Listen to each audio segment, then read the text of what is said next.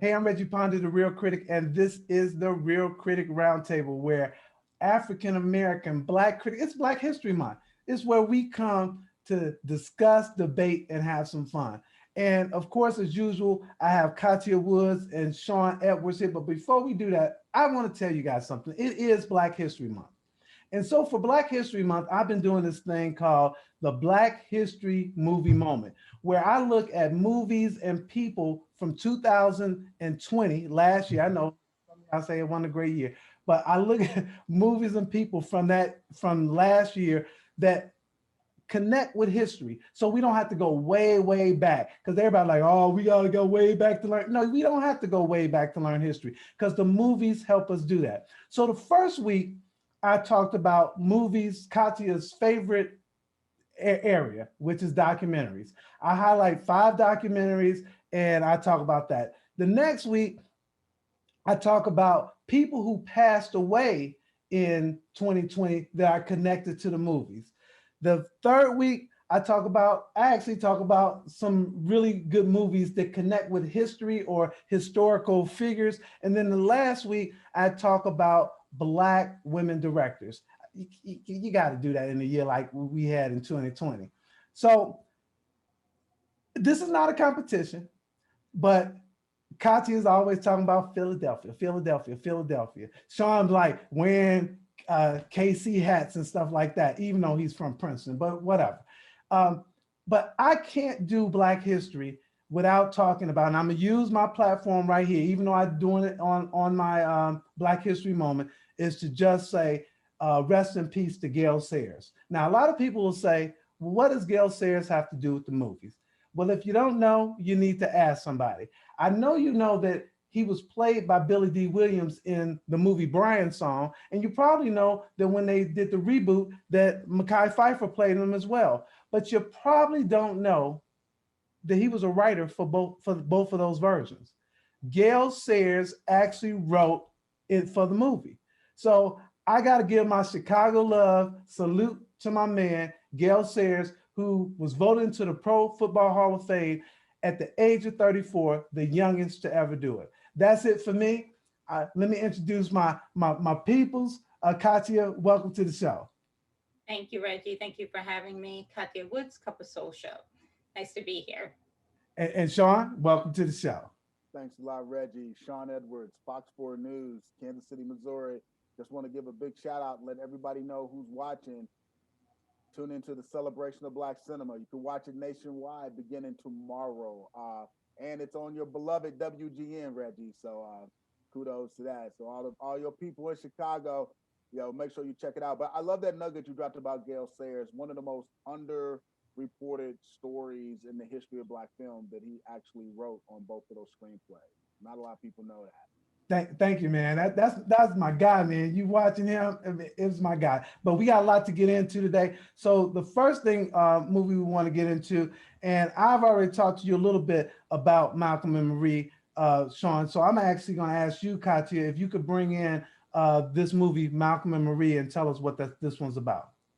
Well, it's a movie about a couple who the man is a director. He has a premiere of his movie, and his girlfriend and they come home and they pursue to have an argument about what happened at the premiere, and it opens up all of the situations in their relationship. And that's basically the movie. They're discussing their issues, and working through it, and you're kind of left with maybe these two people shouldn't be together, but it's a very interesting look and what happens between two people that are not necessarily walking together. And so, from your perspective, uh, you didn't like, or were bothered by some things because there's a lot of there's some polarizing views on this film. I like it. I think there's so many things to unpack here. I wrote in my review is the classic fighting styles. Regardless of who you are, you have a way that you approach an argument as a person. A lot of times we argue the way we saw our parents argue until we learn to unlearn bad behavior. You know, also there are some things that they discuss as a black couple in the privacy of their home that some people are getting their nose bent out of shape, because when you are with your partner in the privacy of your home, especially as black people, we are in our safety bubble and we can talk and say things that we don't necessarily can say around our peers. um I don't think there's anything about the age difference. You know, I just think they're in different places in their lives and they're different people. I wrote that John Washington's character Malcolm, he argues to win. That's why he brings out knives. You know, he argues to win and he uses everything in his arsenal to hurt her. You know, whether that is consciously or subconsciously, and she argues to be heard, to be validated, to be seen. And that's problematic because it doesn't result in problem solving. Hence, they're doing this dance and it's going in a circle and they're not moving forward because they're not talking to each other. Each one of them is more interested in being right. Wow. Well, I really like actually love the way you talked about this. So I liked it and I didn't. I liked it in that I felt that the performances and and the things that they talked about were interesting. I didn't like it because I didn't like the fight. I the way they fought in this, they fought and it was they were unfair. This was not a fair fight. I mean, they were bringing out everything and anything and having this fight. And I know there's people like it, but at some time it became a little dizzying and disturbing for me as they were having this fight. And I like the fact that the way in which you put it. Um, One of the things for me is that the age difference didn't matter to me. And a lot of people are talking about this, and the reason it didn't matter to me because Zendaya, she brought her big girl pants. She was not. She didn't look like no like some neophyte trying to play in this game or play in this arena. So I like You're a grown ass woman. I know. I'm saying she brought it. She brought it like that too. And so I like that. Sean, go ahead. Yeah, no, I like that you bring that up. I don't even want to address the age issue because we didn't call out A Star Is Born. I mean, Bradley Cooper and Lady Gaga got damn near the same age gap, and you can list numerous movies where the male lead was 10, 15, 20 years older. I mean, ain't nobody tripping on WandaVision. I mean, Paul Bettany way older than Elizabeth Olsen. I love that. I love that. Ain't nobody tripping on that. So let's discard that. Let's talk about the beauty and the sophistication of this film. I know a lot of time we talk and we like, what's the best movie of the year? Well, I'm not gonna necessarily say this is the best movie of the year, but I will say this was my favorite movie of the year that I watched. I actually love this movie. It's a masterpiece. I love the acting. The acting's top notch. I mean, the give and take, the jousting between Zendaya and John David Washington was magnificent. It was a beauty to behold. It was fun to watch, and even though the movie at times is punishing, but it's beautiful at the same time. I love the craftsmanship. Whoever was the location scout manager should get a special award. That house was dope, and they used that house effectively to push the movie forward. The editing was just like yo, very, very clever editing because you got to remember the only two participants in the entire movie are Zendaya and John David Washington, but you never get tired of them and it never got boring. It was because of the editing, it was because of the pacing, and more importantly, it was because of the dialogue. And like Katia said, these are conversations that are had behind closed doors. These are cultural conversations. These are black folk conversations. These are things that happen that aren't exposed to the world, and most people's first exposure to them is through this movie, which is what cinema is supposed to do.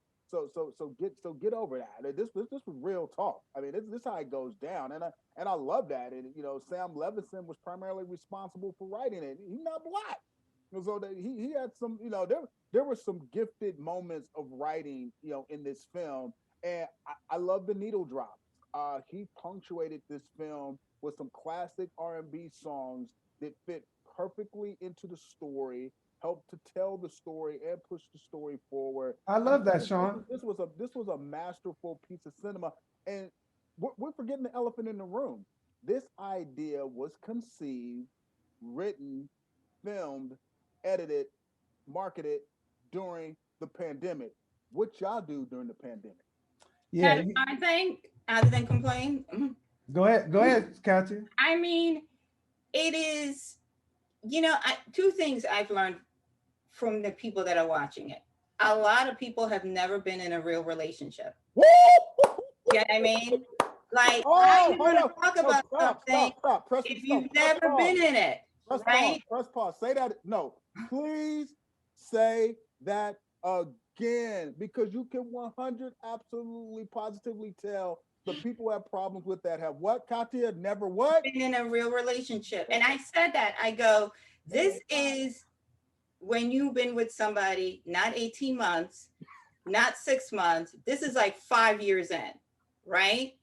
Also, I said to them, I said, you have something else going on here with John David and Zendaya, Malcolm and Marie, which is he met her when she was vulnerable and she needed him to fix her, to be her savior.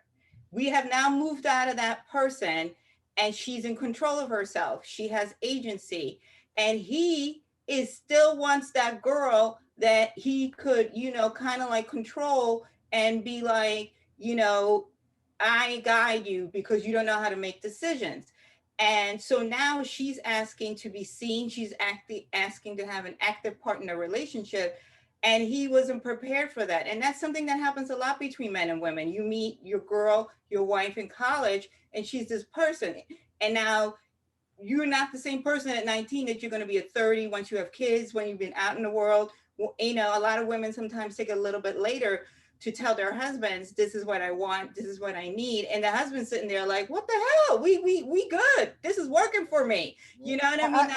I like that. I like that, Katya. I really do. I have to say though that Sean said that this is his favorite for the year. It wasn't my favorite, and the reason it wasn't my favorite is because that fight wouldn't be the type of fight in my neighborhood. That wouldn't be the type of fight we'd be doing in my house. Number one, you could not get that whole monologue off like that. You ain't coming at me. I'm just gonna talk about it in my house. You ain't coming at me like that, and you're gonna get 4 minutes to talk. Oh hell no. That ain't happening. That ain't real. That ain't the real. Now that might be the real discussion, but that ain't the real happening. You ain't coming like that. And then some of the stuff you said, we might be doing some stuff. So I just think you have to it's two different fight. Reggie, I understand what you're saying, but for these people, there are people like that. And again, it did make me think, it's like, how do we learn to love? How do we learn to be in a relationship? And a lot of us never got taught that the way you resolute with your partner is not by hurting them. Because we're in our feelings. We all do it. You know what I mean? You're going to come at me, you're going to talk, oh no. Oh yeah. That doesn't mean you don't love that person, but you're not going to come over here and piss on me and me just supposed to sit here and be like, that's cool. He felt as though she was coming for him. That's why he cut that deep. Go ahead, Sean. I also want to get to Kathy's second point, which she really didn't get a chance to talk about, because I love the fact that she brought up the reason why a lot of critics are having a problem with this film. Another reason I think why they're having a problem with this movie was the whole beginning dialogue about film criticism and the types of people who cover film as a professional. And I know that if you gave these critics the reason why they don't like that is because that did cut deep, because it was written with a lot of truth. But here's my thing. Can we talk about that? Can we dive a little bit deeper? Yeah, absolutely. Go ahead. When I saw the part when they were talking about the white critic of Variety, the white critic India, that is what we're saying, because 9 out of 10 times these white straight men feel as though they're an authority on everything. But they're not. And that's why if you saw this movie and your review is focused, like the LA Times, I'm not going to mention the journalist because he's a good journalist, but he chose to use his space in that paper to defend his colleague. I'm like, that's not film criticism. And also, I'm like, the audacity and the arrogance that we can go and we can crap over someone else's art. We can shred them to pieces, but that person can't push back. And if you feel that way as a film critic, you need to get out. We criticize, and they have a right to say, I think your opinion is BS. Like, why are you upset at that? You know what I mean? If you are in this business and you have never had pushback on anything that you've written or any opinion that you gave, then you're out there saying, you're basically one of those people that says everything is great. And I really, and also the other thing too is, I'm like, that part where when we make something, what's the first thing? You're the next Spike Lee, you're the next Barry. Why can't I be the first Katya? These equivalencies, it is really daunting to me, how immature, how super sensitive some people are. And it shows you that we have a lot of weak editors in this game, because a good editor would have said, write a review about the movie, not about him criticizing critics. Because if that's where you took up your space. And also, here's something else. Once again, white straight men. If the journalist in question is the person that you all claim it is, she needs to put on her big girl panties and stand up for herself if she feels as though she was wounded, instead of letting all these men speak for her and you sitting back in the cut, you know, crying your white woman. But why are they assuming that? It's a fictional story, though. But Sean, you know, they wrote, it's in the LA Times, and they're coming to the defense, and this is a major newspaper, and a lot of people read the Times, so this is not the impression of the film out there, instead of talking about what is actually going on. And again, I really love girl panties. I really love the fact that you guys, and that's why I love this show, is that you guys brought up two really, really good points. Katya, you bring up the point that I like about where Zendaya's character Marie was before she met 100%. Him. And I think that that's a very important point to how to look at this. And then Sean, you bring up the point of Hollywood will like Mank, but they won't like this, because this, even though it's about Hollywood, it criticizes them in a way that makes them vulnerable, if you will. Even a more equivalent comparison is how this time last year they were raving about Marriage Story, you know, because the husband was a playwright, his wife was an actress, so that was about the industry as well. All they did was fuss and fight too. But I mean, he wished that she died. He literally stood there and said, "I hope you die."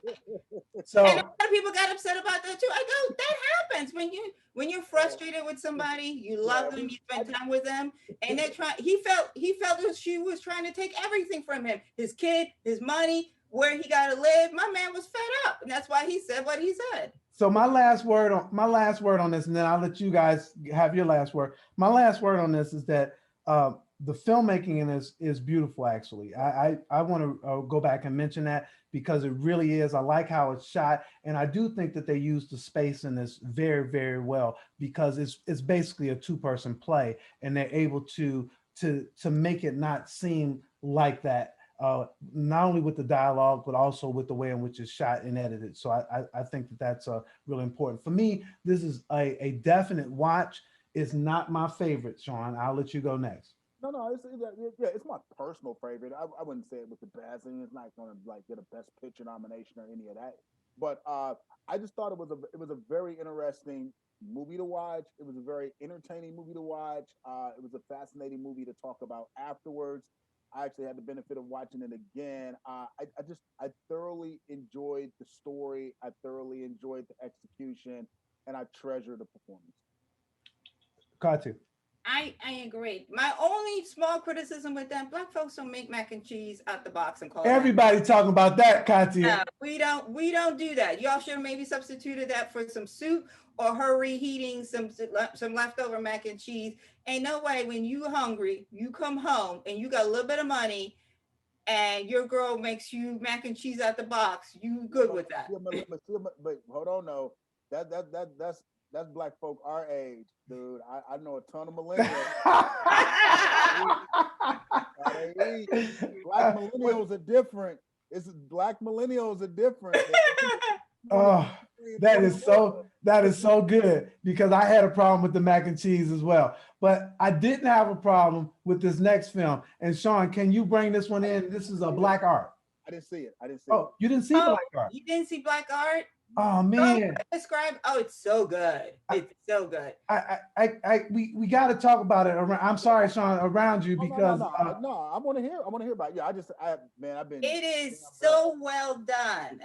Go ahead, Katya. I'm gonna give it to you because you hot. You hot. Go ahead, girl. It's about Black artists in terms of like painting, sculpture, that type of Black artist. And what it does is it highlights all the the majority of the Black artists that are doing their thing right now, as well as shows in the past. So they connect this current generation, with the older generation. And what I love is how it's so fluid. It's, if you love PBS documentaries, PBS and Warner Brothers, I think they work together on this. Man, let me just tell you. Katya, I gotta stop you. It is better than a PBS documentary. This, people who watch PBS documentaries, some people be like, oh, I don't want to watch a PBS. This is one of those where I'm talking about young people, old people alike will be watching, be like, oh, because the way it is so fluid. What you're talking about, how fluid it is, the way it shows all the forms of art, how that art is curated, and the way, in my opinion, that it pays homage to all of the artists who came before us. We talk about people who have passed away, and David Driscoll died in 2020, and this is really a love letter to him, his life, his legacy. Even though it's about all artists, this is better than PBS to me, girl. It is, and also what I like is they talk about the issues without it sounding like we're just going to sit here and bitch. They talk about why it's important to have Black curators.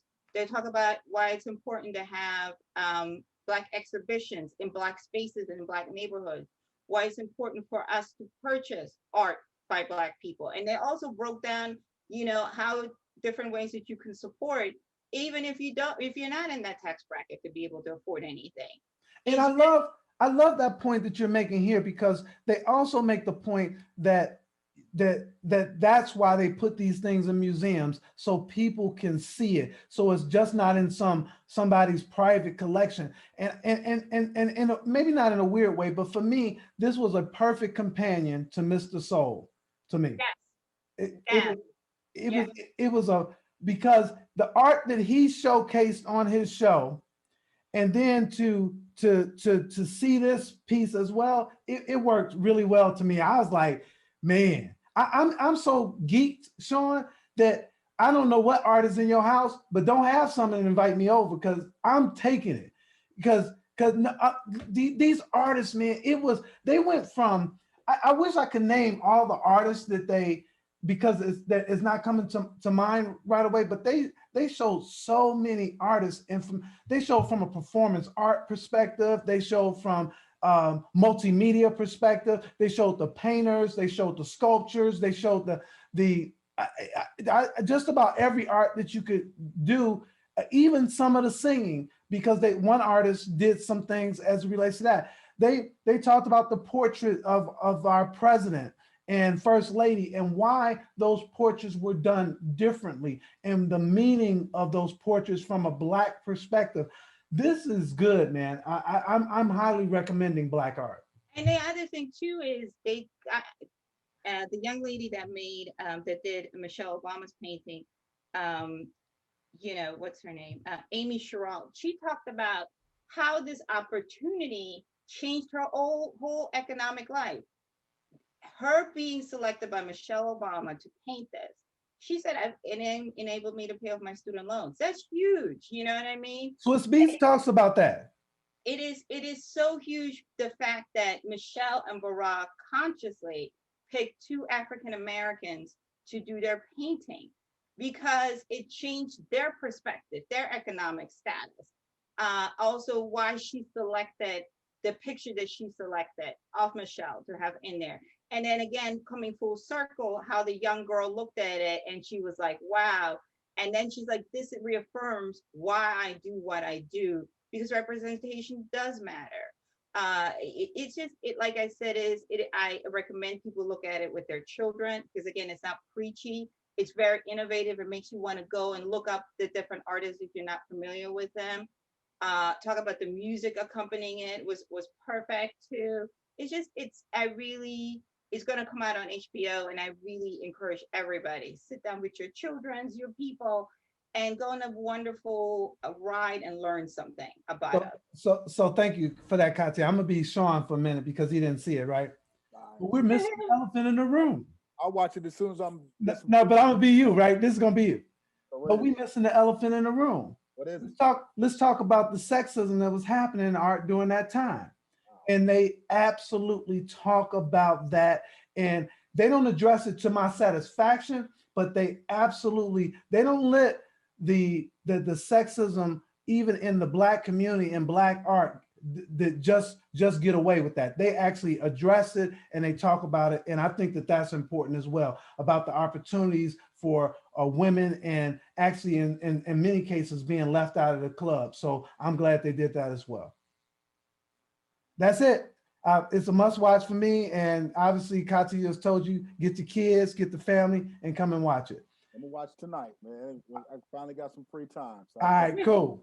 Well, now we're going to move into, this is the favorite. I don't know if it's a favorite time of the year, but it is my favorite time of the year. I love it.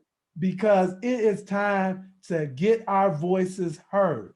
It is time to vote on stuff. So usually during Black History Month, it's always the Oscars. And this year we're not going to get the Oscars, but we got enough award shows and award stuff and Black cinema stuff to talk about. Sean talked about Black cinema as it relates to CCA. So we got that. Don't forget, you can check that out this weekend. But we got the Image Award. All month. It's running all month through the month of February. All month. And we got the Image Awards that just came out. And we have Golden Globes, we got SAG. But I'm gonna start with the Image Awards. And what we're gonna do here is, this is for everybody watching, is we can't get to it all. It's a whole lot of stuff. So we're gonna pick two things that that we liked or didn't like about each of these awards, and we'll have a fluid conversation. And I'm actually gonna start this off. I'm gonna start it off with the Image Awards.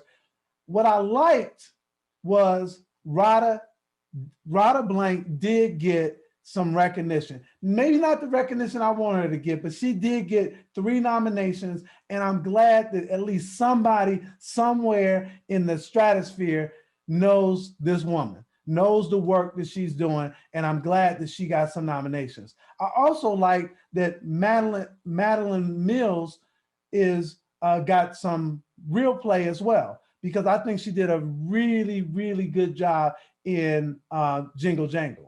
Now, in terms of the two things I didn't like, Bad Boys for Life, for real. There were some other movies, guys. Bad Boys for Life, that means to me, no Sylvie's Love, no Mangrove, no Mangrove. So those are the things that I like and didn't like about the Image Awards. I'm gonna go to you, Sean, since Katya and I talked about a movie you didn't have a chance. Image Awards. Well, I'm just going to start with this. I wouldn't be sitting here talking to you guys today if it wasn't for the NAACP. So I have mad respect for the NAACP. I participated in their AXO program as a filmmaking student. Won nationals a couple of times. Provided me with some startup cash and all that. So I am indebted to the NAACP for life. But man, we need to go in and blow the whole thing up, because we need 100% transparency on who their nominating committee is, because they keep it a secret, and I understand why they keep it a secret after seeing these nominations. Yeah, there were a couple moments where they lucked up and got some things right, but man, there were some egregious nominations, and we got to hold them accountable. the way we hold the Academy accountable. Because if the Academy made such egregious nominations as the NAACP Image Awards, we would have been hashtagging Oscars so white, calling for a boycott, calling for an investigation. The same thing needs to be done with the NAACP Image Awards just on the Best Actress category alone. In the year which provided, like, you can even research this. This is not opinion, this is fact. In the year that provided the most and the best and the most versatile lead role opportunities for Black women in the history of motion pictures, and you absolutely positively botch that category. It's just Come on with it. Tell me who was missing, because that's on my list, but I couldn't talk about all that. I mean, there are years where they struggle to fill that category. There was more than enough names to fill that category where, I mean, where you have no Andra Day, you have no Tessa Thompson, you have no Nicole Bahari. Like, I agree with Sean. Like, I love Issa, but Issa shouldn't have been nominated. Did you see Miss Juneteenth? What's the other one? I like Janelle, but that movie, Annabelle was problematic. And but no Tessa Thompson. You also Tracy Ellis Ross shouldn't be in this category. No, I don't think so either. But Rada, to me, I wanted to see Rada in this category. Yeah. I thought that she made me believe that movie, Katia. But go ahead. No, I mean, it's just, again, I'm with Sean. I'm with Sean. It is. Are we doing the homeboys hookup? Like we do. I'm like, and again, this is the same organization that nominated Billy Porter for Entertainer of the Year, but then nominate the TV show that he's on. Make that make sense.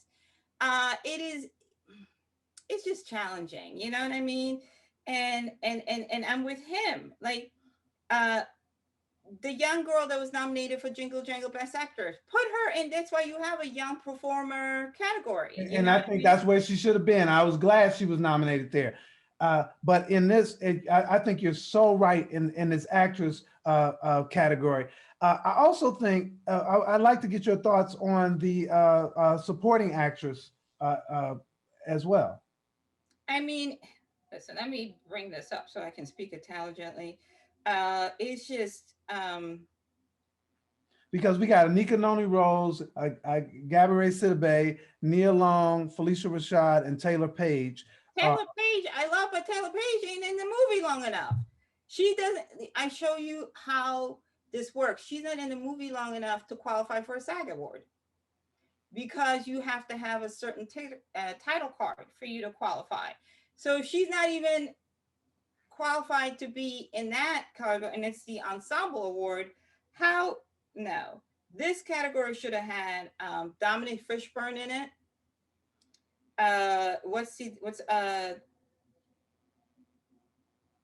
Who else am I thinking in terms of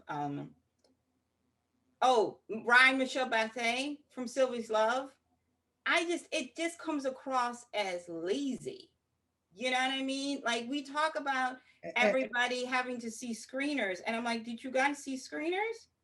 And I want to say this, Katia. I don't know what you would think here, but the young girl who played in Farewell Amore, I'd put her in this category. Yes. Also, none of those actors, they would have been qualified. The young girl she really played that role, and I think they all did a good job in Farewell Amore. But I'm just saying, from a supporting actress perspective, she would get a vote from me. Also, here's the other thing: no small acts. None of the actors from small acts. It bothered me to no end that you're going to tell me that that because you could argue for I'm forgetting her name, who played Black Panther, and Letitia Wright. Yeah, you could argue Letitia as a leading role or a supporting role. And so she should have been in one of these because she would, and I put her in the supporting because it was more of like a bigger cast of people. And she definitely should be in here over Taylor. I mean, yeah, and again, it makes you say. Oh, Now, so- but we talked about. Let's get your thoughts, Sean. We talked about how in this Best Actress category, the young lady from Farewell Moore, the young lady from His House could have been in there. Also, in the Best Supporting, that should have been Mariah Michelle Bathay. It should have been Dominic Fishback. And are they? Do they get screeners? what say you, Sean? No, I started it off talking about the most egregious was the best actress category, and we just rattled off like several names that could have went for best actress, best supporting actress easily. I'm not. I I just the overall it just it was a year of a pandemic, but it seemed like they watched less movies and TV shows than ever before because the range was like we love Blackish and everyone involved in Blackish, and we really love Jingle Jangle and Bad Boys for Life, and then the obligatory noms in between all of that. It it just demonstrates that the NAACP is a prestigious historical institution that represents a lot. That should be the one award show that actually like signals to the other award shows where they should be looking. I Not love that. I love that. like they should be signaling no, we should be celebrating. And the lack of the NAACP's celebration of international cinema is disturbing because it's setting the tone that blackness is only specific to the United States. It just doesn't. If you're going to be called the National Association for the Advancement of Color People, you should have a broader, much global viewpoint, and your decisions and your choices should be more representative of that overall philosophy, and you should be the leader of letting other people know this is the true value in the representation of blackness as it pertains to the cinematic arts. They don't do that. They could have thrown in. You know what else could have? They could have made. They could have sent a smack to the Hollywood Foreign Press by nominating Yes. Minari and Yes. Stephen Yang and the two Yes. women. Because Yes. again, it's called the National Association for the Advancement of Color People, and that film is exactly that. You know what I mean? It's the American I love story, that. the American immigrant story. So again, who's Now, on this committee? Are they film people? That's Clearly not. important to know. That's important to. And also, are you watching? What is it that one gripe we have with these Hollywood foreign press, with the Oscars? They're not watching all the screeners. They're not coming to the screeners. And this clearly says you only watch 10 things.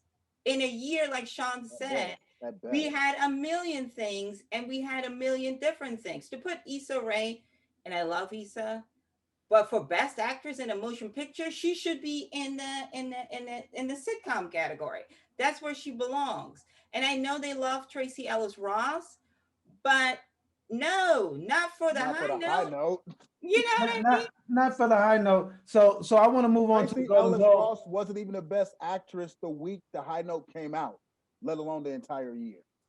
So I was about to say, Sean, I want to move on to the Golden Globes, but because you're dealing with AT&T, I'm gonna give you the last word on I will say this because we are transitioning to talk about other award shows. It's weird for us to criticize. How can you criticize the Golden Globe? How can you criticize SAG?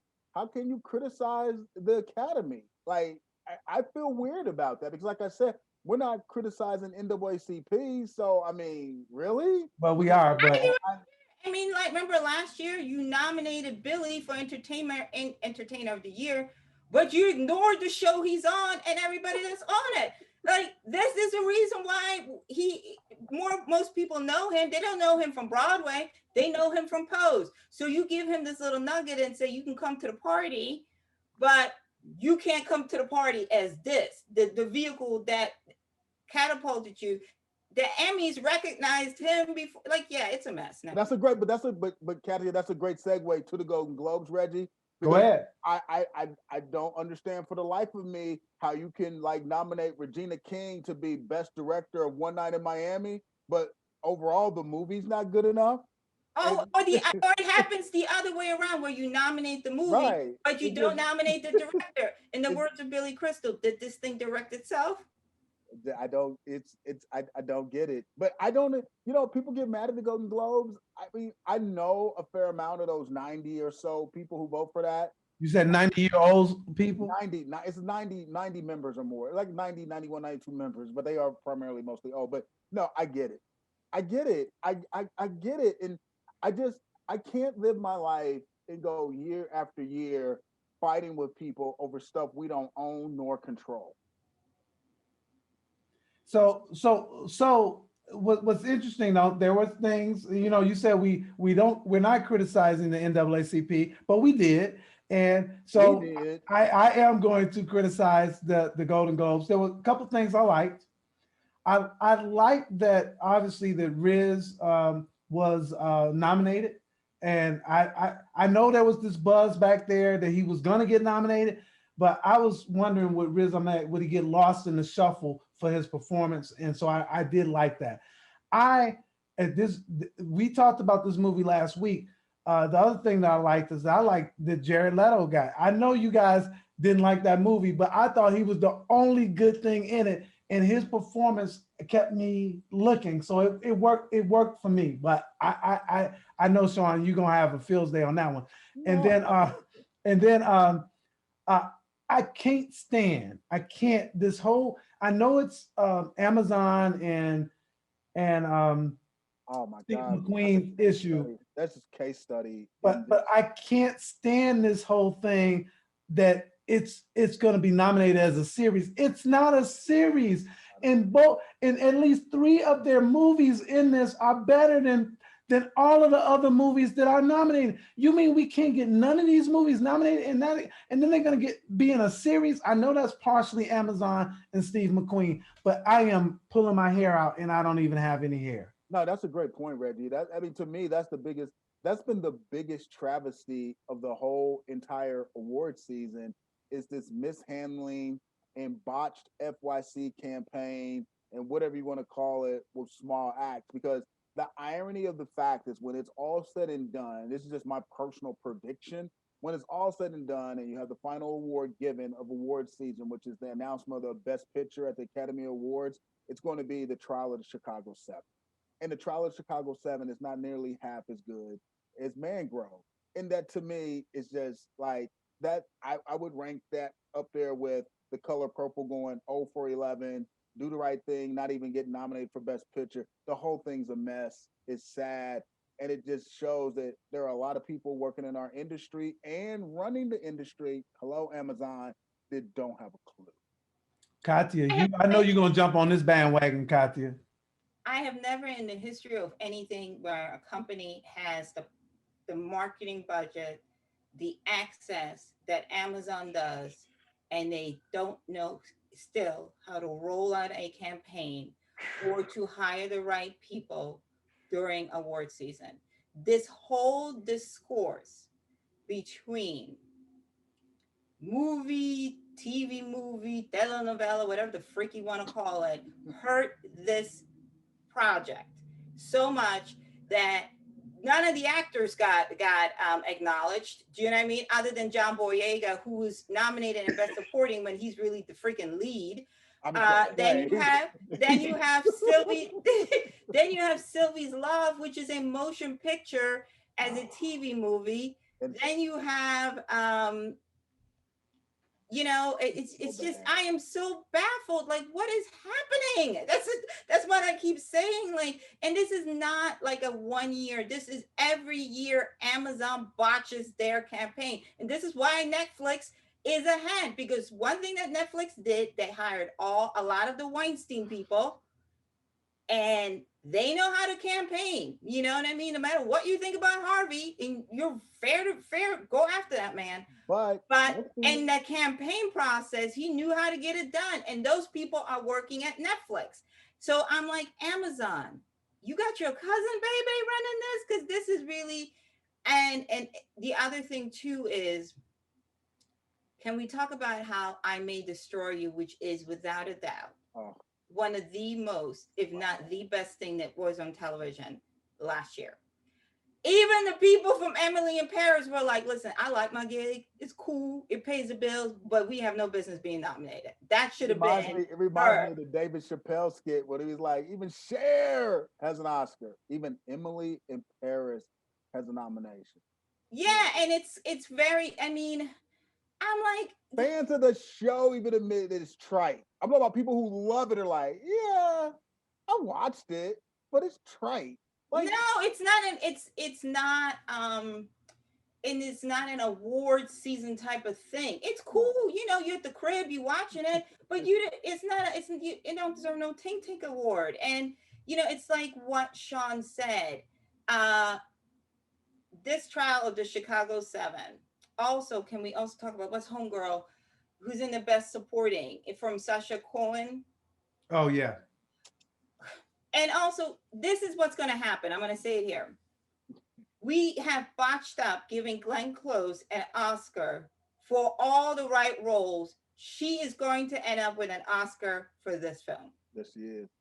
Is that crazy or what? She gave this phenomenal performance in The Wife.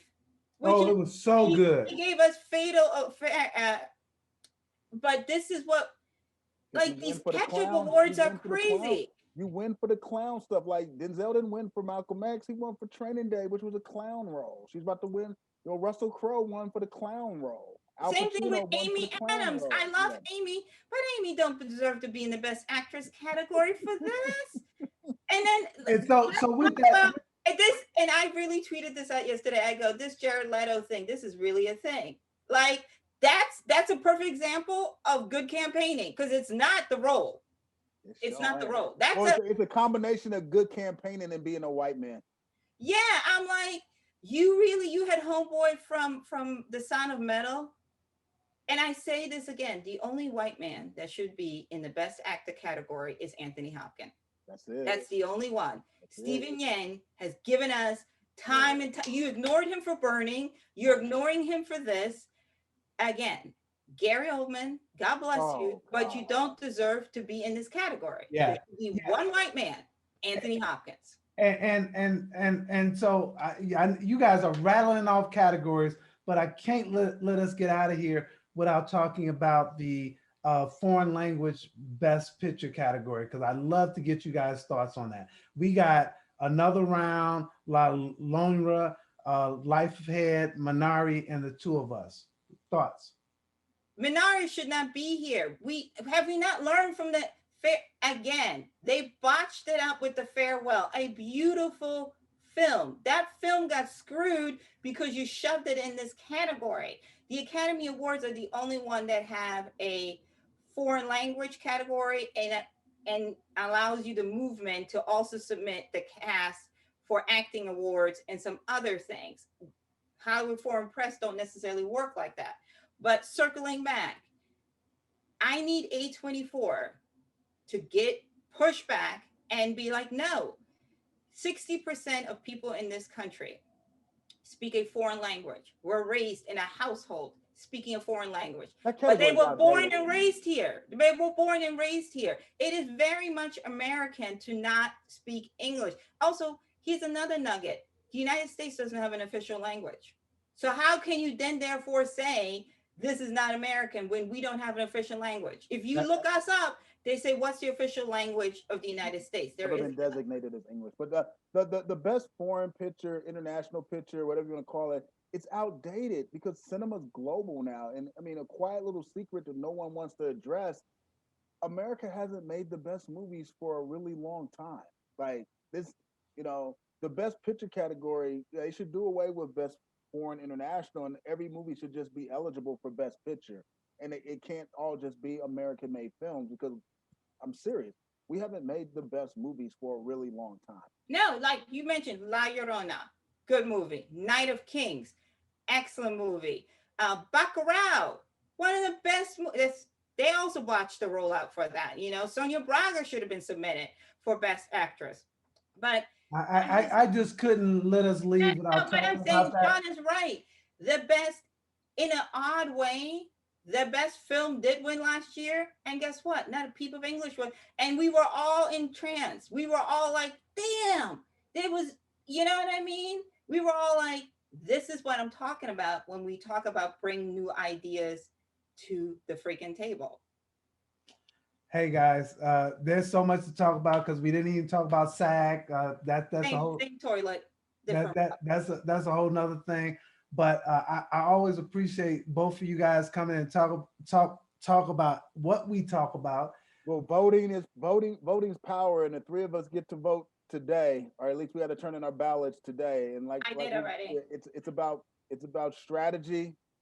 It's about, you know, recognizing, you know, who the consensus is going with and trying to put some names on the list that ain't going to get some love at a high slot so they can get some points. But I have a feeling though, come Monday, we might be the one group that gets it right. I mean, we did. We acknowledged Lupita Nyong'o last year. No one acknowledged her, but we did. We acknowledged MJ Rodriguez, because how are you going to nominate Billy, but you don't nominate MJ? So I do think, you know, we are going to be the oddball people, and we're not. And I have a feeling we might be the only award show that Jared Leto doesn't get on the ballot for, because as far as I know, most of the critics were not warm on that movie, and they certainly didn't look at it thinking award season. He will not be on my ballot, just so you know. Open that movie until like halfway through, the only thing he did was look around the wall. But it's just, you know, and I'm with Sean. I always look at my ballot and I go, it might just be me. I might be the only one rooting for this person, but damn it, maybe I'll get lucky and 20 or 30 other people out the same way. You know what I mean? I'm filling out my ballot right after this. And I really like the fact. And my heart just bleeds all over the place for Miss Juneteenth, man. Me too. Oh my God. I was just about to say this. In my Black History movie moment is one of the ones that I highlighted because it's about Juneteenth, even though it's around that. And I hadn't seen that movie. This is the one, Katya, that you kept telling me to watch as well. And I was so glad that you told me to watch it. We watched it as a family, and just everything about it, the discussion that we had, it was almost like the Real Critic Roundtable, even though my daughters won whatever the argument was. This movie absolutely should get some recognition. And when we talk about Nicole Beharie, wow, she really, to me, put her foot in it. I felt her character from beginning to end in terms of dealing with her baby's daddy, where she was working, dealing with everything, dealing with the people who thought maybe she wasn't good enough. I felt her, and I think that she really enveloped that character. Every bit as good as Carey Mulligan, who's about to run away with all this stuff. Oh, can we talk about also how the hell does Kate Hudson get a nomination for music? Can't nominate a movie that has so many problems. We're not even going to touch it. But again, you know what I mean? Even the Best Actress category. Oh, the other thing is they were pushing Ellen Burstyn. And, you know, I said, God bless Ellen. She has a Ting Ting Award. She has an Oscar. Move on to someone else, you know? It's just crazy. The only good news that I can say, the women finally broke through in the directors category. They For the did. first time They did. For women than men. So they did. In their favor. They did, but if Sorkin wins, oh, that's gonna be. I mean, let me just tell you, I'm with Sean. I feel like we're gonna have a Green Book moment this year. Yep. And it's going to be, the good news is, you know, we're in a pandemic and that green room ain't going to look as uncomfortable as it did for Green Book, but so they can hide in the privacy. We about the Green Book and Gwyneth Paltrow this thing this year. Yeah. Well, with that, I'm gonna have to book in our conversation and close the book. Again, I'd like to I appreciate you guys. This is the Real Critic Roundtable, where Black critics come to debate, discuss, and have fun. We did all that, and we'll see you again next time. All right. Thanks. Bye.